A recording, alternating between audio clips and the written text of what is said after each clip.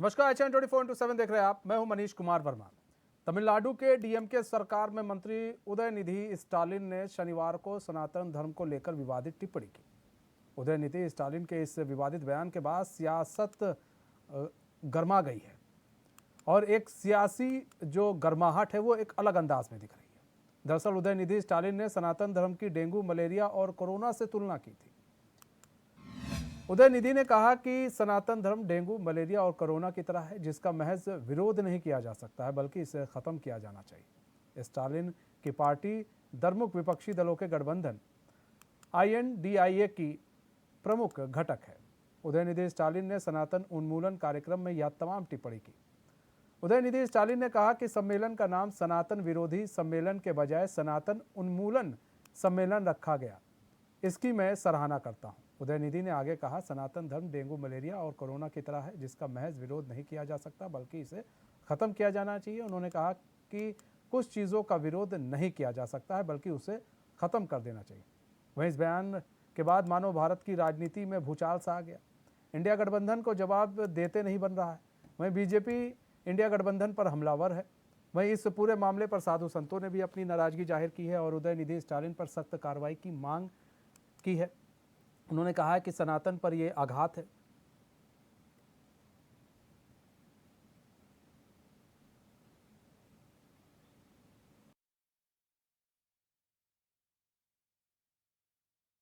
उदयनिधि जो है सबसे बड़ा गद्दार है, जो सनातन के साथ गद्दारी कर रहा है। जो भी सनातन के साथ गद्दारी करता है वो मिट जाता है। और जो आज ये सीएम, इसका बाप सीएम बना हुआ, ये मंत्री बना है, आने वाले समय में ये मिट जाएंगे। इनकी जो सल्तनत है समाप्त हो जाएगी, क्योंकि ये नीति है। जो भी धर्म का विरोध करता है, जो सनातन का विरोध करता है, वो नष्ट हो जाता है। महाभारत में आप देखो, रामायण में आप देखो, जिन्होंने भी सनातन का विरोध किया वो मिट गए और ये भी मिटेंगे। इसकी शक्ल आपने देखी होगी। मैं हैरान हूं इसको देख के, ये कैसा व्यक्ति है, हिंदुओं का विरोधी। अरे ये पूरा हिंदुस्तान जो सनातनियों का है, हम पूरे हिंदू है, तो हिंदुओं का विरोध कर रहा है। लानत है ऐसे व्यक्ति के लिए, धिक्कार है ऐसे व्यक्ति को जो सनातन का विरोध करता है। मैं इससे ज्यादा क्या कहूं, बहुत बदमाश व्यक्ति है। मैं सरकार से, जो हमारी भारत सरकार को मैं ये निवेदन करना चाहता हूं, अपील करना चाहता हूं, ऐसे व्यक्ति को तुरंत पद से हटा दिया जाए, ताकि जो हमारे भारत में विभाजन की नीति न हो, वाद विवाद की स्थिति न हो। सनातन पे ऐसे जो इसने जो भाषा बोली है, ये बर्दाश्त के लायक नहीं है, इसे बर्दाश्त नहीं। तो उदयनिधि स्टालिन ने सनातन धर्म को लेकर जो विवादित टिप्पणी की, उसके बाद से मानो देश की राजनीति में एक अलग सा भूचाल सा आ गया है। उन्होंने सनातन धर्म को डेंगू और कोरोना की संज्ञा दे दी है। उन्होंने कहा इसे खत्म कर देना चाहिए, ऐसे शब्दों का प्रयोग किया। जिसके बाद बीजेपी भी हमलावर है।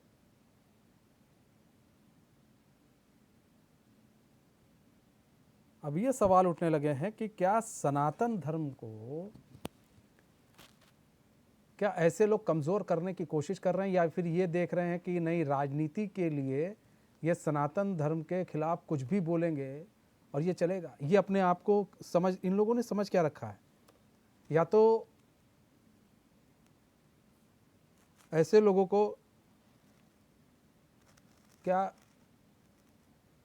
ये लोग ज्ञानी हैं, पढ़े लिखे अज्ञानी ऐसे लोगों को कहा जाता है, जिस तरह की ये लोग भाषा शैली की प्रयोग कर रहे हैं। अब भाई उदयनिधि स्टालिन की सनातन धर्म को खत्म करने वाली टिप्पणी पर जो एनडीए गठबंधन है वो लामबंद होकर अब घेर रहा है।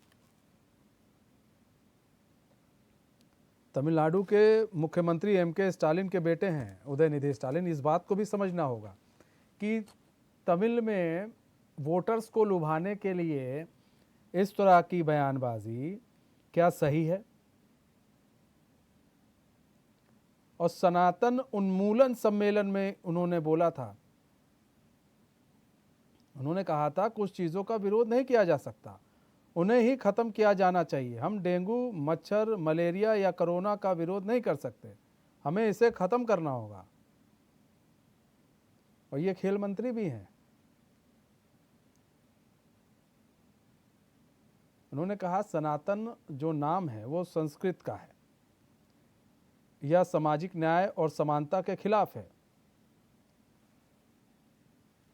अब इसको लेकर जो है वो अब विवाद बढ़ता गया है। और यही है, अब देखिए यही समझना होगा कि ये गठबंधन जो है, इंडिया गठबंधन के ये लोग प्रमुख घटक दल में से एक आते हैं।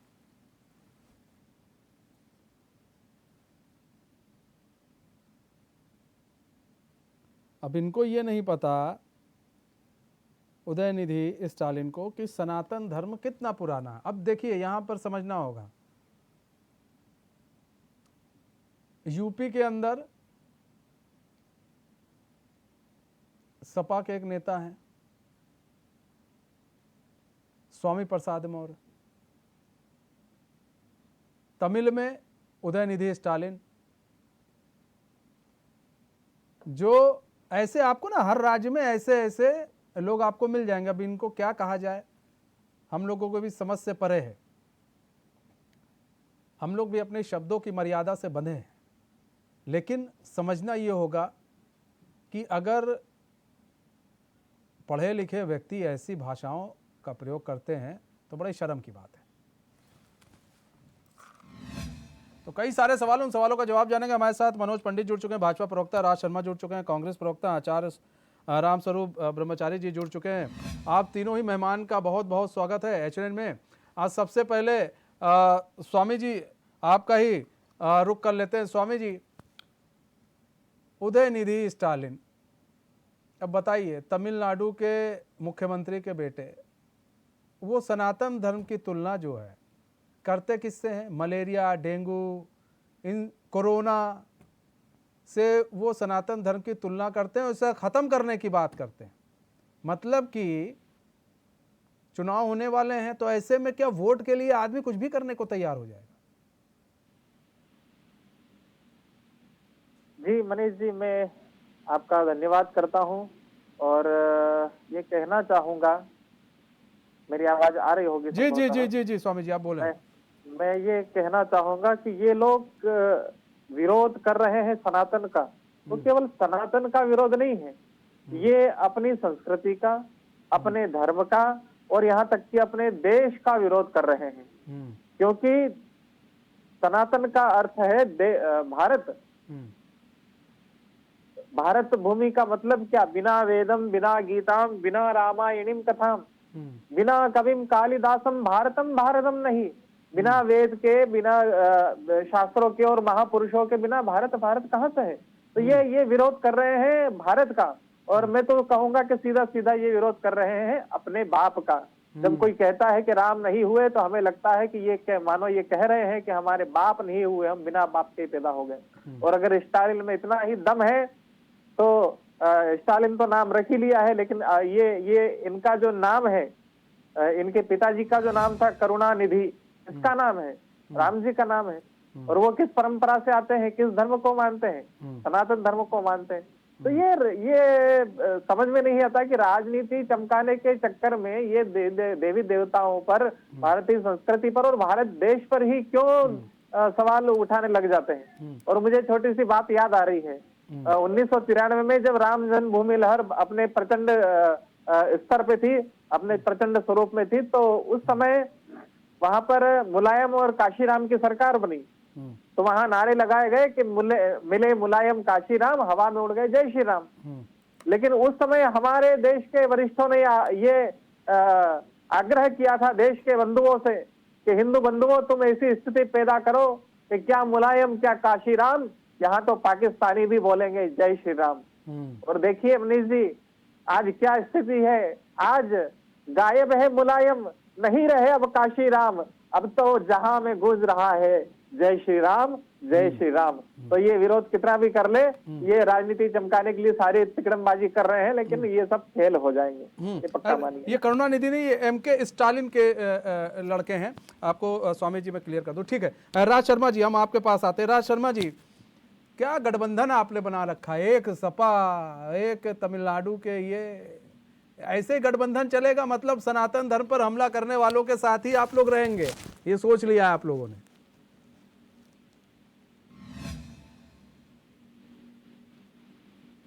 राज शर्मा जी, आपको हमारी आवाज आ रही है? लगता है राज शर्मा जी से हमारा संपर्क टूट गया, हम दोबारा संपर्क साधेंगे। मनोज जी हमारे साथ हैं। मनोज पंडित जी, मतलब ये क्या चल रहा है देश के अंदर, ये हो क्या रहा है? मतलब एक सनातन धर्म मिल गया है, बहुत सीधा साधा, हम कुछ भी बोलेंगे उसका डेंगू से तुलना कर देंगे, मलेरिया से तुलना कर देंगे। ये होते कौन है सनातन पर इस तरह की उंगली उठाने वाले? क्या इनको सनातन का इतिहास नहीं पता है? नहीं पता है तो थोड़ा पढ़ लेते, या अपने पिताजी से ही पूछ लेते, या उनके पिताजी अगर जिंदा हो तो उनसे पूछ लेते, या तो किसी साधु संत को पकड़ के पूछ लेते। रीजन क्या है, पूछने की आवश्यकता है नहीं। क्यों? क्योंकि इनको ऐसे बयान देने, ऐसी मानसिकता है इनकी कि हिंदुस्तान के टुकड़े कैसे किए जाए, ये इस सोच पे ये लोग काम करते हैं। इनकी मानसिकता ये है कि कैसे हम लोग दूसरे धर्मों का अपमान करें। तो इसकी स्थिति क्या है मित्र? इसकी स्थिति ये है कि जिस इंडिया गठबंधन की बात ये करते हैं, उस गठबंधन में खाली एक व्यक्ति ऐसा नहीं है, उसमें समाजवादी पार्टी के स्वामी प्रसाद मौर्य जो रामायण की प्रति जलाते हैं और कहते हैं हिंदू धर्म तो है ही नहीं, ये तो एक खाली चीज एक वो है। तो इस सब चीजों से इनकी मानसिकता दर्शाती है कि किस मानसिकता के व्यक्ति हैं ये लोग, ये चाहते क्या हैं, इनकी नीति और नियत क्या कहती है, स्पष्ट तो कुछ है नहीं। इनकी सिर्फ साम दाम दंड भेद की नीति अपना के ये सिर्फ कुर्सी चाहते हैं, और उस कुर्सी के लिए चाहे इन्हें किसी धर्म को गाली देनी पड़े, चाहे किसी व्यक्ति को गाली देनी पड़े, चाहे किसी समाज को गाली देनी पड़े, उस किसी भी हद तक जा सकते हैं।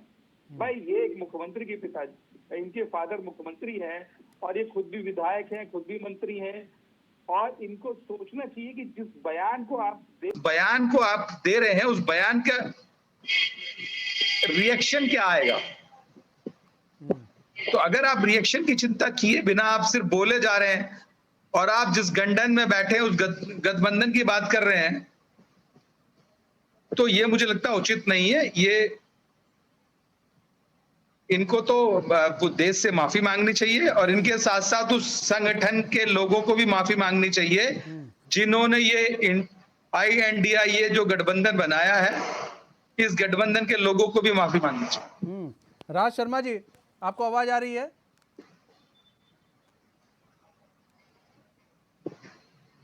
ठीक है, राज शर्मा जी से हमारा संपर्क हम फिर से दोबारा साधने की कोशिश करेंगे। ठीक है स्वामी जी, देखिए बार बार ये सवाल उठते हैं कि आप अगर आपको अपनी राजनीति चमकानी है, आपको हाईलाइट होना है, आपको एक दूसरे समुदाय के लोगों का वोट चाहिए, तो सनातन पर हमला कर दो, दूसरे समुदाय के लोग आपको वोट कर देंगे। और फिर बाद में कहते हैं बीजेपी बांटती है। अब यहाँ पर तो दिख ही रहा है कौन बांट रहा है। फिर उसके बाद कहेंगे बीजेपी हिंदू और मुस्लिम करती है। लेकिन यहाँ पर तो देखा जाता है, जब भी बयान सुनिए किसी भी विपक्षी पार्टी का, वो ऐसे ही बयान देते हैं जो देश में अराजकता फैलाने के लिए काफ़ी हैं। अब ऐसा बयान देश में अराजकता ही फैलाएगा और क्या करेगा। फिर कोई साधु संत इनको कुछ कह देगा, तब ये कहेंगे लो जी, साधु संतों का काम तो ध्यान लगाना है, और उनका काम तो एकदम बिल्कुल नॉर्मल तरीके से बैठकर लोगों के प्रवचन देना है, उनको सुनना है, उनको क्रोधित नहीं होना चाहिए। फिर लोग ऐसी तमाम तरह की बातें करने लगते हैं। स्वामी जी देखिए भाई साहब, बात वही आ जाती है, मैंने पिछली बार भी कहा था कि ये जितने लोग हैं, लोग मिलकर और नाम इंडिया, तो ऐसे अज्ञानियों को कैसे समझाएं और कैसे ज्ञान दें। लेकिन लोगों ने इनको बताया है, इनको समय समय पर, मैंने जैसे राम की बात कही, राम जी के लिए कितना विरोध लोगों ने हाय तौबा मचाई, लेकिन आज सनातन धर्म की विजय हुई और राम जी को उचित न्याय मिला, और आज फिर से ये लोग धर्म को टारगेट कर रहे हैं। तो इन मूर्खों को क्यों समझ में नहीं आता कि भाई राम राष्ट्र की आत्मा है, राम राष्ट्र के प्राण है, और राम के मंदिर का मतलब भारत का नव निर्माण है। राम का अर्थ है भारत, भारत ही राम है और राम ही भारत है। यानी कि हिंदू देव देवताओं का अपमान, सनातन धर्म का अपमान, अब कुछ जो उन्होंने जिस तरह से बोला है, मच्छर कीड़ा मकोड़ा या किस जो भी कुछ बोला है, तो ये बहुत निंदनीय बात तो है ही सही, उनको ऐसा नहीं बोलना चाहिए, और वो भी भारत के संविधानिक पद पर होते हुए। करुणानिधि जी के पुत्र हैं स्टालिन, ऐसा मेरी जानकारी में है, आपने कुछ करेक्ट भी किया था। नहीं तो वो है क्या नाम है, MK स्टालिन के वो पुत्र हैं। जी जी, उन्होंने बयान दिया है। हाँ, तो ये पूरा इनका ये जो इंडिया गठबंधन है ये इन्हीं के अंतर्गत आता है। तो इनको ये बात माननी चाहिए कि भारत में सनातन धर्म के अनुसार ही लोग चलेंगे। और सनातन क्या है, मैं 2 लाइन में बता दूं, शास्त्र के अनुसार क्या कहते हैं। सत्यम ब्रूयात प्रियम ब्रूयात न ब्रूयात सत्यम अप्रियम प्रियम च नानृतम ब्रूयात एष धर्म सनातन। इसी श्लोक को बौद्ध धर्म में भी कहा गया, एषो धम्म सनातन। इस प्रकार से जैन मत में भी, यानी कि सत्य बोलो, प्रिय बोलो, किसी का दिल मत दुखाओ, ये सनातन धर्म है। लेकिन इनको अगर सनातन धर्म है, इसका मतलब ये कि उन लोगों का साथ देंगे ये लोग जो ना सत्य बोलने पर विश्वास रखते हैं, वो ना वो अहिंसा पर विश्वास रखते हैं, ऐसे लोगों का साथ, ऐसे लोगों का झुंड खड़ा कर लेंगे। और होता जाता कुछ है नहीं तो ले दे करके सनातन धर्म पर टारगेट करते हैं। और मैंने जैसे पिछली बार बताया था कि खिसियानी बिल्ली जैसे खंबा, तो वैसे ही ये लोग भी खंबा तो नोचेगी, लेकिन इसके अलावा और क्या बिचारी कर सकती है। तो खिसियानी बिल्ली जिस तरह से खंबा नोचने का काम करती, वैसे इनकी हरकतें हैं। लेकिन हम इन्हें कहना चाहते हैं कि मत छेड़ो हमको, गलती ना दोहराओ, हम नेत्र तीसरा खोल भस्म कर देते हैं। हिंदू समाज, भारतीय समाज जब जागृत हो जाता है और इनको जब गंभीरता से ले लेता है तो तीसरा नेत्र कर देता है। इसलिए हम समझा रहे हैं, सीधे सीधे समाज शिक्षा दे रहा है, इस कायदे में चलो, राजनीति करनी है कायदे से चलो, कायदे से करो, और सनातन धर्म को किसी प्रकार का टारगेट न बनाया जाए, कि न ही किसी देवी देवताओं को टारगेट किया जाए। अपना काम करो भैया, इसी में तुम्हारी भलाई। मनोज पंडित जी, देखिए आपके भी एक मंत्री का भी वीडियो काफ़ी वायरल हुआ, वो शिव भगवान के शिवलिंग के पास वो हाथ धो रहे थे, क्या उनको भी ज्ञान नहीं था क्या करना है क्या नहीं करना है? तो ये कब तक चलेगा सर? उनको लेकर भी अब सवाल उठ रहे हैं।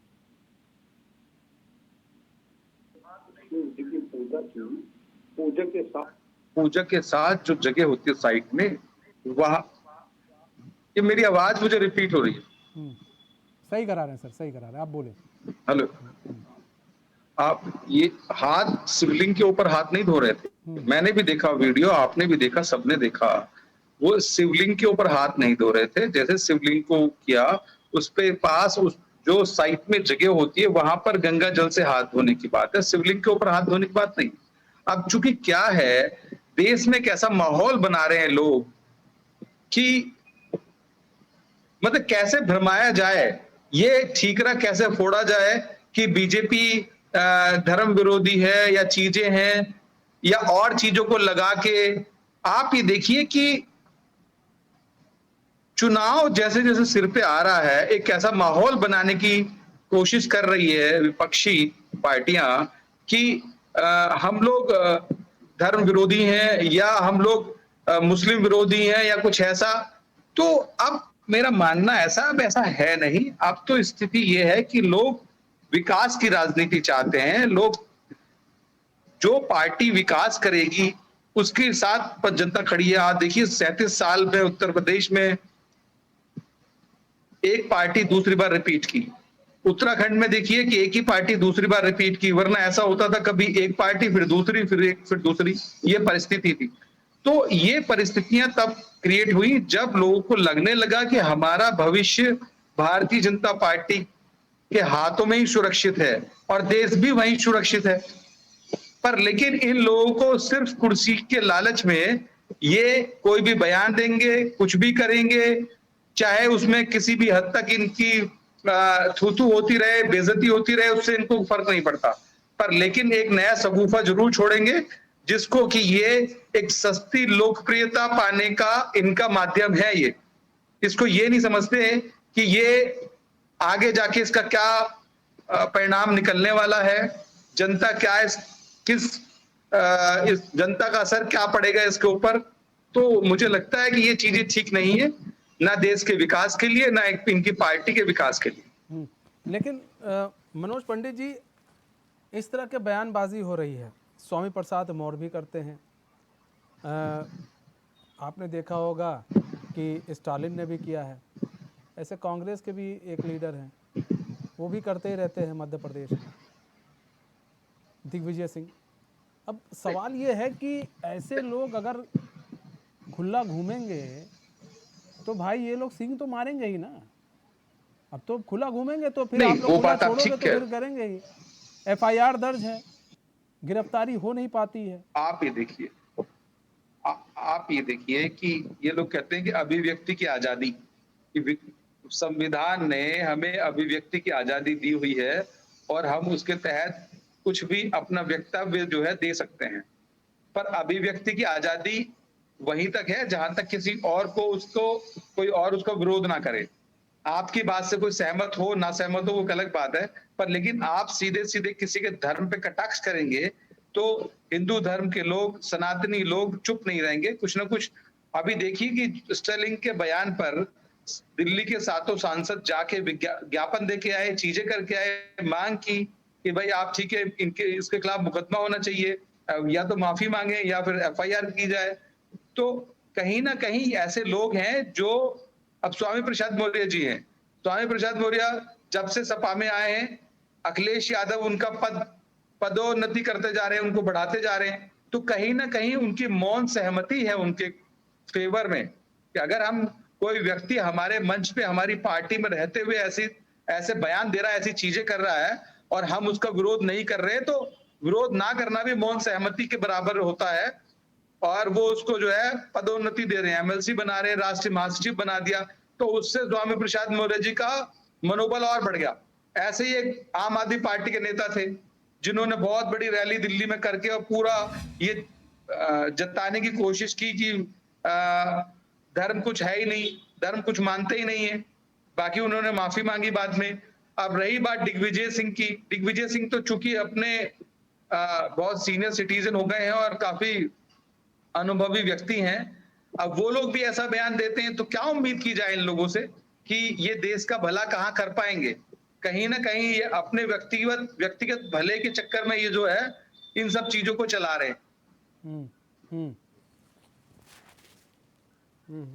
अच्छा, एक चीज और है स्वामी जी, एक चीज देखिए, कहा जाता है स्वामी जी की माफी मांग ले, लेकिन स्वामी जी अब ये बताइए कि माफ़ी मांगने से क्या सब कुछ स्वामी जी चलेगा? मतलब माफ़ी मांग लेंगे तो वो चीज़ जो छोड़ी हुई तीर है वो वापस आ जाएगी? माफ़ी क्या होता है? आप सोच समझ कर उस जिन शब्दों को बोल रहे हैं उसमें माफ़ी नहीं होती है। एक होता है बिना सोचे समझे, एक होता है सोच समझ कर बोलना। तो आप सोच समझ कर जब आप हिंदू धर्म पर, सनातन धर्म पर आप हमला कर रहे हैं तो इसमें माफ़ी मांगने का कोई तुक ही नहीं बनता है। बिल्कुल, माफी उसको दी जाती है जो गलती से किसी ने कुछ कर दिया हो अनजाने में और दोबारा ना करे।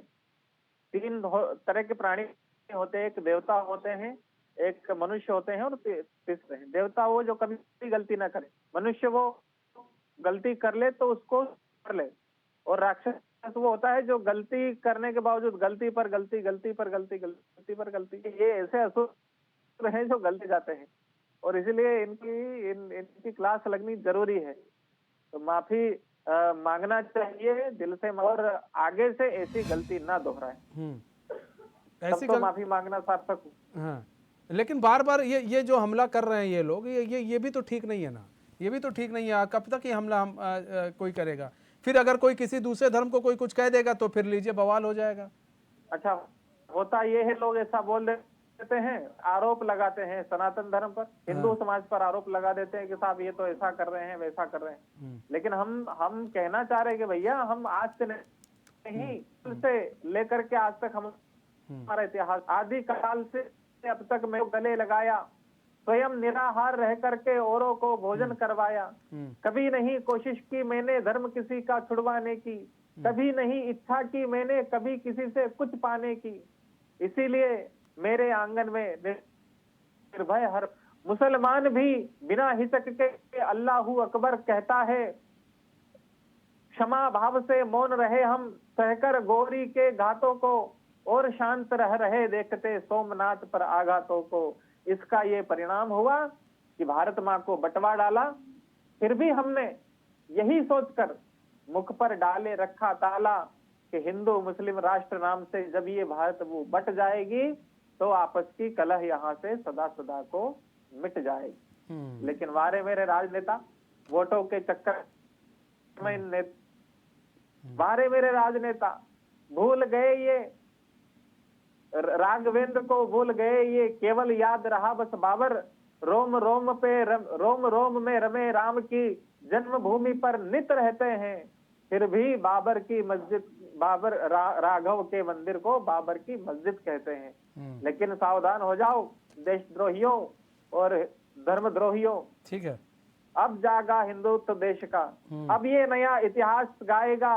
अब हम देखेंगे बरबर बाबर कैसे अवधपुरी आएगा, हम देखेंगे। ठीक है। इसलिए हम तो चेता रहे हैं, हम ये चेतावनी दे रहे हैं भैया जागो, और इस तरह का ये अनाप शनाप बोलना मतलब इस तरह के बयान नहीं देने चाहिए। बहुत बहुत धन्यवाद स्वामी जी हमारे साथ जुड़ने के लिए, बहुत बहुत धन्यवाद मनोज पंडित जी हमारे साथ जुड़ने के लिए और अपना बहुमूल्य समय देने के लिए। तो देखिए, सनातन धर्म को लेकर आघात किए जा रहे हैं जो कि ठीक नहीं है। इस तरह के बयानों से बचना चाहिए। सबका अपना अलग अलग धर्म है, सब लोग अपने अपने अलग अलग धर्म में खुश रहें, लेकिन किसी भी धर्म पर अगर कोई गलत टिप्पणी करता है तो उसके खिलाफ भी सख्त कार्रवाई होनी चाहिए। ऐसा नियम बनना चाहिए। बहरहाल हमारे इस खास पेशकश बस इतना है। मुझे दीजिए इजाजत, तो खबरों के साथ बने रहिए।